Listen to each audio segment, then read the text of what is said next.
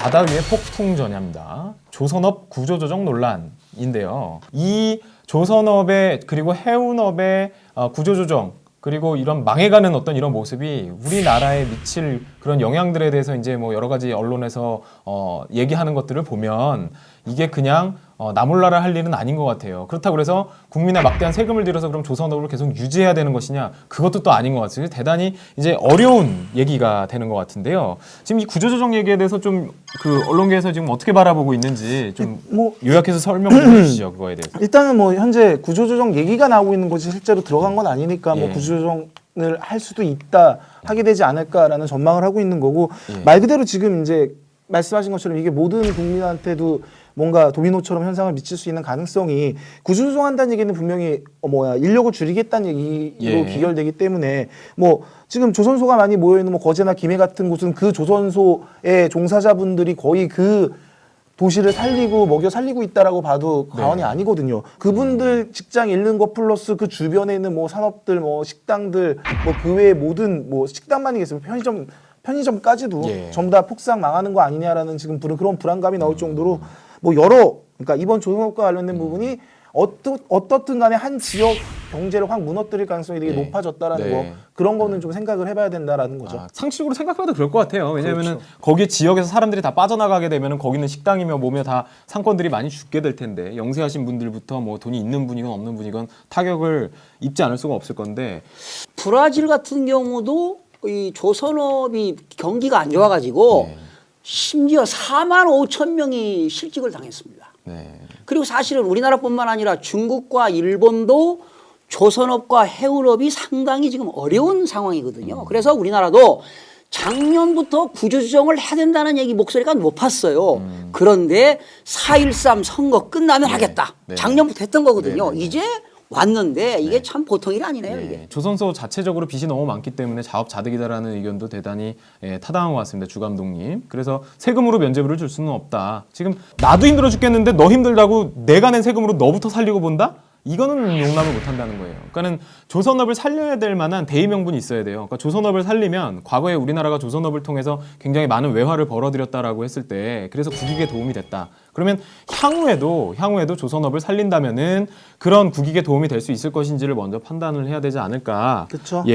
일단 조선업 자체가 전자, 자동차랑 함께 한국 경제의 세계 축이었어요. 그러니까 수출을 할 수 있는, 그래서 돈을 벌을 수 있는 한 기업의 대표 업종이었고 지금도 수주 잔량으로만 따졌을 때, 그러니까 지금 현재 수주가 돼 있는 것들로만 따졌을 때는 세계 2위죠. 중국 다음으로 한국이 제일 많은 조선업을 하고 있는 상황이고, 그러다 보니까 단일 조선소 기준으로는 선두권을 거의 다 독차지를 하고 있는 게 현재 우리 조선 업계예요. 근데 문제는 실상 뚜껑을 열어보니까 지금 이제 수출 더 이상 이제 들어오는, 그러니까 배를 만들어 달라고 들어오는 그런 게 없다 보니까 이런 상태로 가면 1년 반 지나면은 완전히 조선들이 문을 닫아야 되는 이런 상황까지 내몰리고 있으니까 이걸 어떻게든 해결을 해야 되지 않겠냐. 이게 정부의 고민이고 이 기업 자체의 고민이고 또 그 기서 종사하는 근로자들의 고민이 된 거죠. 자, 우리 국민들이 알아야 될 게 말이죠.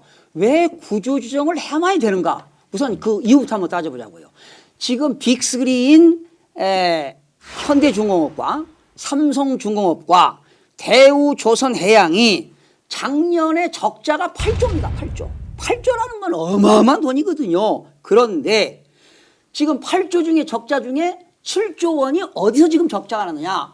조선업에 대해서는, 배에 대해서는 1억이 발생했고 해양 프렌트 사업에서 지금 7조 원이 손실이 생겼는데, 그러면 해양 프렌트 사업에서 왜 손실이 생겼느냐. 유가 하락 때문에 그렇습니다. 유가가 해양 프렌트 사업에서는 유가가 1배러당 한 80달러 정도 돼야 되는데 현재 1배러당 유가가 45달러를 유지하고 있거든요. 그러니까 계속 적자가 누적되는 겁니다. 그러니까 구조조정을 할 수밖에 없다. 일단은 지금 너무 어렵게 말씀하셨으니까 쉽게 설명을 드릴게요. 해양 플랜트 산업이 뭐냐면은 예를 들면 이제 바다에서 이렇게 기름 뽑아내는 거 보신 적 있잖아요. 시추 사업, 시추. 시추하는 그거를 구조물들을 만드는 사업으로, 그러니까 우리 조선소들이 배 만드는 게 점점 줄어들 게 예측이 이미 됐었어요. 한 5, 6년 전에. 그래서 그때부터 사업에 다각화한다면서 해양 플랜트 산업은 그때 활발했거든요. 자세히 보면은 지금 유가가 싸진 게 최근이에요. 맞아요. 불과 2, 3년 전만 해도 막 2,000원대 넘어가고. 우리나라도 2014년도만 해도 한 $80 갔어요. 네네. 그죠. 2,000원 우리나라 자체가 2,000원이 넘는데 지금 1,300원대니까 그러니까 이 얘기 무슨 얘기냐면 그러니까 기름값이 높을 때는 기름을 많이 캘 거 아니에요. 계속 팔리니까 비싼 그렇죠, 값에 그렇죠. 팔리니까. 근데 이 사람들이 그러니까 계속해서 플랜트를 지어가지고 이렇게 시출을 했는데 이게 기름값이 싸지니까 갖고 있는 거 파는 것도 지금 힘든 상황이니까 네. 오히려 이제 확장을 못 하는 거죠. 기름값 뽑아내는 그 건물 같은 걸 짓는데 배가 아니라 그 지추선 같은 걸 짓는데 네네. 그러다 보니까 이게 확 망해버린 거죠. 네. 그러니까 기업 측의 잘못이 이번에는 확실히 크다고 볼 수 있는 게 바로 이 지점에 있는 거예요. 불과 5년 전 봤을 때 배 수주하는 것만으로는 살아남을 수 없다라는 걸 이미 알고 있었고 그것 때문에 다른 사업인 해양 플랜트 사업에 도전을 했는데 이게 완전히 쫄딱 말아먹는 상황이 되니까 그러니까 미래 예측을 좀 잘못했다는 잘못했죠. 거죠. 예. 그러다 보니까 현재 이 지경까지 몰린 거죠. 그런데 사실은 해양 플랜트 사업은 전 세계적으로 한국이 최고입니다. 기술력. 네. 그쵸, 최고예요. 최고. 그러니까 최고라고. 지금 봄봄 301님이 그럼 기름값 올라야 되나요? 그래도 서민 경제는 어려워질 텐데라고 말씀하시는데 기름값을 올려야 되는 이유가 조선업을 살려야 된다는 이유. 그러면 조선업을 왜 살려야 되느냐? 여기에 가야 된다고 생각을 해요. 그래야 뭐 기름값을 올려서 기름값을 올리든 뭐 공적 자금을 투입을 하든 조선업이 계속 이 상태로 유지가 되는 게 맞느냐? 근데 그 부분에 대해서는 지금 죄다 그렇게 판단 안 하는 것 같아요. 왜냐하면 이렇게 고액 연봉자들이 많은 어떤 그런 기업을 고비용 저효율 구조인데, 그러니까 생산해내서 돈을 벌어들이는 건 이제 한계가 있고 앞으로 조선업이 이 정도 규모만 가지고는 이제 어렵다는 거죠.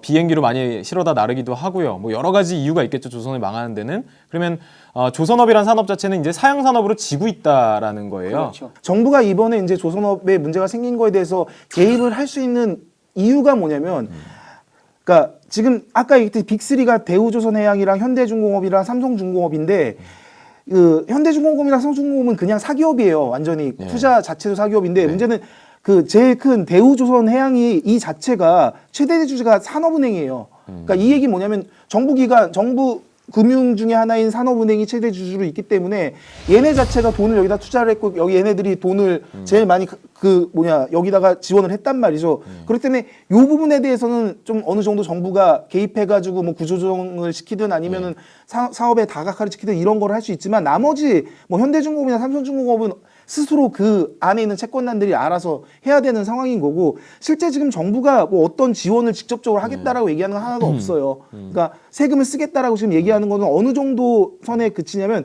그러니까 3만 명 정도의 실직자가 발생할 거로 예상되니까 그분들에 대한 대책들을 조금 내놓긴 했죠. 그게 뭐냐면 이 산업 자체를 특별 고용 지원 업종으로 지정을 하겠다 하는 게 어떻겠냐. 만약에 지정이 되면은 업황이 급속히 악화되고 대량 실업이 발생해도 그거에 대한 대책을 세워줄 수 있거든요. 예를 들면 이런 거를 줘요. 뭐 고용유지지원금을 지급할 수 있고 또 고임금 직원들의 임금을 삭감해가지고 저임금 네네. 하는 사람들한테 맞춰줄 수 있고 그다음에 임금 인상을 자제시키고 임금 체계 자체를 개편하고 그다음에 근로시간을 줄여가지고 많은 사람들이 일할 수 있게끔 줄이고 네. 또 근로자가 퇴직할 경우에는 전직 지원 서비스 해가지고 이제 다른 일을 할 수 있게끔 교육을 한다거나 이런 걸 정부가 지원을 해주고 또 최대 43,000원씩 최대 240일간 네. 그러니까 내가 직장을 잃게 되더라도 지원금을 줄 수 있는 뭐 이런 것들의 혜택을 줄 수 있기 때문에 이거를 검토해보고 있는 거예요. 이것도 하겠다가 아니라 검토를 해보겠다. 이 정도에서 지금 끝난 상황이라고 보시면 돼요. 법이 허용하는 한도 내에서 뭐 해보겠다고 하는데 저기 속 박사님 말씀 주셨는데 과거 IMF 때 전례로 봐서 공적 자금 등의 지원은 더 이상 돈 퍼질러 살려줬더니 배은망덕 이런 얘기 하셨는데 공적 자금 투입 절대 안 된다. 다 망하는 지름길이다. 제키지님 말씀하셨는데 공적 자금을 여기에다가 갈 게 아니죠. 예, 그 순서로 보면 우선순위에서 많이 밀려야 되는 게 맞지 않나 싶어요. 이 경우에. 그렇죠. 예, 그리고 대부분 이제 그걸 무서워해요. 우리 경제에 미치는 파급 효과가 어마무시할 것이다라고 하는데 그게 과연 정확한 데이터가 있는지도 모르겠고요. 그때마다 공적 자금 투입해갖고 했는데 결국은 더 나빠졌죠. 별로 좋아진 게 없었잖아요, 사실은. 그러니까는 과거의 선례를 계속 따라가는 거는 되게 이제 바보 같은 짓 같아서 여기에 대해서는 상당히 좀 신중할 필요가 있는데 결국은 근로자들도 또 많은 피해를 보기 때문에 일반 물론 여기 다니시는 분들은 서민이라고 표현할지 그거는 좀 잘 모르겠습니다. 예, 상당히 연봉이 초봉부터 세신 것 같은데 그래서 국민들 공감대도 형성을 잘 못하는 것 같아요. 그런 부분에 있어서는. 지금은 이제 볼 때 세계 경제가 지금 저성장 시대에 왔습니다. 네. 그래서 지금 조선업뿐만 아니라 해운, 철강, 건설, 석유화학 이런 것들이 지금 5대 부실 산업인데 네. 이건 구조조정을 할 수밖에 없습니다 지금. 네. 그러니까 그렇게 구조조정하게 되면 일자리가 이제 없을 건데 네. 그런 근로자들은 일자리를 어떻게 할 거냐. 그래서 일자리도 쉐어링을 해야 되지 않겠는가. 네네. 뭐 이런 생각 개인적으로 네. 한번 해보네요. 네. 우리나라 그 조선 해양 그쪽 기술이 아주 훌륭한데 그거를 조선업이 사양 산업이라고 그대로 망해버리면 안 되죠. 왜냐하면 그 기반화에서 더 업그레이드되고 산업이 어떻게 바뀔지 모르잖아요. 그래서 이게 모르는 거예요. 어느 산업하고 접목이 돼서 시너지를 낼지 알 수가 없는 상황인데 이렇게 무턱대고 구조조정하는 것도 사실상은 문제예요. 그러니까는 큰 문제죠. 정부 차원에서 이거는 좀 큰 그림을 그려야 될 필요가 있지 않을까 생각이 드는 게 이렇게 국가의 어떤 굉장히 경쟁력 있는 산업군에 있는 그런 인재들을 해외에 뺏기는 것도 문제지만 안 뺏기더라도 국내에서 먹고 살 길이 없게 만들어보면 그 명맥이 끊긴단 말이에요. 그쵸. 그걸 가지고 바탕으로 더 뭔가 도약할 수 있는 그런 근본을 없애는 그런 상황이라 이런 부분은 사실은 좀 뭐 법을 만들든 아니면 정책을 입안을 하든 해서 이렇게 좀 그 고기술자들 있잖아요. 하이 퀄리티의 뭔가 기술력을 가진 그런 분들에 대해서는 정부 차원에서 뭔가 도움을 계속 주면서 그 사람들이 이게 사장되지 않도록 더 이상 이런 산업을 해봤자 소용도 없구나 내가 여기서 노력한 게 얼만데 이런 후회를 하지 않도록 뭔가 좀 대책을 마련을 해야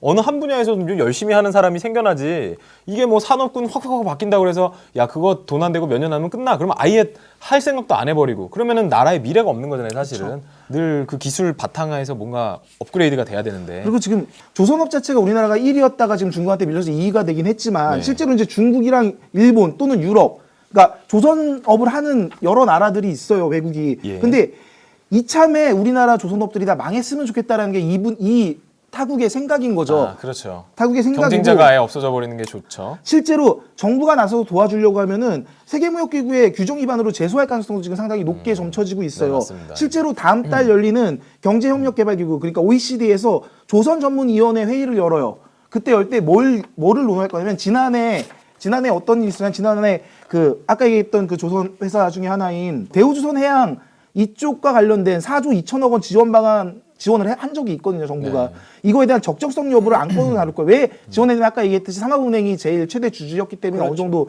정부가 돈을 댔던 건데 정부 대표단이 거기에 회의에 참석해서 WTO 규정에서 위반이 아닌 거를 설명을 할 거지만 향후 진행되는 나머지 회사들도 이제 구조 조정을 해야 되잖아요. 얘기했던 이 산업은행 안에 있는 대우조선해양 말고 현대중공업이나 삼성중공업 이런 데 만약에 정부가 뭐 어떤 돈을 투입해가지고 얘네들을 어떻게 도와주려고 한다라면은 이건 국제 분쟁 구조 자체에서 용납이 안 되는 상황이에요. 네네. 그러니까 하나는 오해 안 하셨으면 하는 게 정부가 어쨌든 적극적으로 개입할 수 있는 수단이 없기 때문에 구조조정 자체만도 쉽지 않다는 얘기예요. 이게 무슨 얘기냐면 그냥 망해버려라 놔둘 수도 있다는 얘기예요. 네네. 이 회사들이 네. 스스로 살아남지 못하면 망하라. 그게 자본주의 원리잖아요. 네네. 기업은 뭐 생겼다가 망하는 게 뭐 자연스러운 거니까. 네.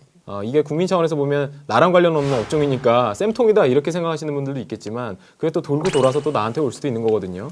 누구를 돕자의 개념이 아니라 우리 모두가 같이 잘 살려면은 이런 문제가 다시 또 재발되지 않도록 뭔가 방지하는 그런 대책이 필요하지 않을까. 마치 이제 조선업이 완전히 하향 산업이고 완전히 망하고 그럴 거라고 지금 얘기를 하지만 엄밀히 따지면 기업은 항상 위기가 있어요. 이 사업 존폐가 왔다 갔다 할 정도의 위기를 겪긴 하지만 네. 그 위기 자체를 기업 스스로가 뛰어넘어야지 예. 외부에서 뭔가 도움을 준다거나 아니면 외부에서 어떻게 그거를 뭐 바꾸려고 한다 뭐 이런 것들은 일단 안 좋은 것 같고 실제 네. 이제 긍정적인 얘기를 좀 해드리면 2019년 조선 해운업계가 개선될 거라고 네. 전망하는 부분들도 있어요. 그런 전문가들도 있어요. 빅3도 이제 그 체제 그대로 유지될 될 수 있을 거라고 예상하는 사람들도 있고 지금 현재 4조 2천억 원 작년에 추가 지원이 필요한 조선해양 같은 경우에는 뭐 2017년 정도 되면 영업이익이 발생할 거고 2019년에 정상화가 될 거다라는 예측도 있어요. 그러니까 당장 힘들어서 근로자를 먼저 자르는 그런 걸 하지 말고 기업이 어쨌든 좀 같이 책임지면서 현재 그쵸. 근로자들도 좀 같이 허리띠 졸라매고 위기를 좀 극복해 나갈 수 있는 방향으로 뭔 일 터지니까 정부 쳐다보고 국민한테 좀 어떻게 우리 불쌍한 분위기 만들어서 지원 좀 받아가지고 일단 땜빵하고 그러다가 완전히 산업 말아먹고 이런 거 하지 말고 똑똑한 사람들 모였잖아요. 조선해양업에도. 그분들이 열심히 플랜 짜가지고 이 위기 극복하면은 극복하고 나면 또 이 얘기는 또 아주 먼 얘기가 되고 다시 조선이 우리나라가 전 세계에서 1위로 다시 올라서는 그런 기회가 될 수 있다고 봐야 될 것 같아요. 뭐 재벌들이 사재 털면 되는 거 아닌가요? 가능하죠. 자기네들 회사가 그렇게 비전이 있고 앞으로 살아남아야 되니까 정부로부터 돈을 받아서라도 살아남아야 되는 상황이라면은 사재 털어야죠. 예, 사재 털면 되잖아요. 그만큼의 큰 투자처가 어딨어? 그러니까. 근데 그렇게 안 한다는 것 자체가 벌써 좀 믿을 수 없는 예, 그런 상황인 거죠. 그러니까 참 이거 뭐 변호사님 이 국가적인 일 아니겠어요 이게 네. 지금 만약에 수만 명의 실업자가 생기면 부양가족과 그 주위에 있는 자영업자들에게 도민 현상을 하기 때문에 저는 뭐 어떠한 해답은 없지만 이런 말씀 한번 드리고 싶어요. 노사정 그리고 네. 여야 따질 거 없다. 여야정 네. 그리고 원내 사당이 있습니다. 네. 그렇죠? 네. 이분들이 긴밀한 협의와 네. 책임 있는 논의를 통해서 네. 이런 어려움을 좀 타개할 수 있는 네. 그런 걸 해봤으면 좋겠습니다. 예. 맞는 말씀이에요. 예? 이거는 정말 어떻게든 답답해요. 해야 되는 예, 거죠. 답답해. 예, 국민 한 사람으로서 답답하다. 그러니까 제일 쉬운 방법을 선택 안 했으면 좋겠어요. 그냥 돈을 투입하거나 아니면은 사람을 근로자들을 자르거나. 잘라서 네. 어떻게든 잠깐의 이 위기를 벗어나려는 이런 생각하지 말고 좀 더 머리 굴리고 좀 더 피 터지게 고민을 해서 그렇죠. 모두 다 살 수 있는 방향을 찾는 게 좋겠다는 거죠. 네네네. 지금까지 뭐 대단히 좋은 말씀해 주셨어요. 이게 상당히 어려운 문제입니다. 왜냐하면은 누군가를 도우면 누군가의 이해관계가 또 그렇죠. 문제가 되고요. 이건 또 특히나 조선업이다 보니까 우리나라가 또 글로벌에서 1위, 2위권에 있다 보니 WTO라는 그런 세계 무역기구나 이런 데로부터 또 제재를 당하게 될 수도 있거든요. 그러니까 정부가 쉽게 지원해 주는 것도 또 말이 안 되는 거고요. 그래서 굉장히 난해한 문제인데 어쨌든 우리한테 뭔가 후폭풍이 올 가능성이 굉장히 높은 주제라서 한번 선택해서 여러분들과 논의를 해봤습니다. 네.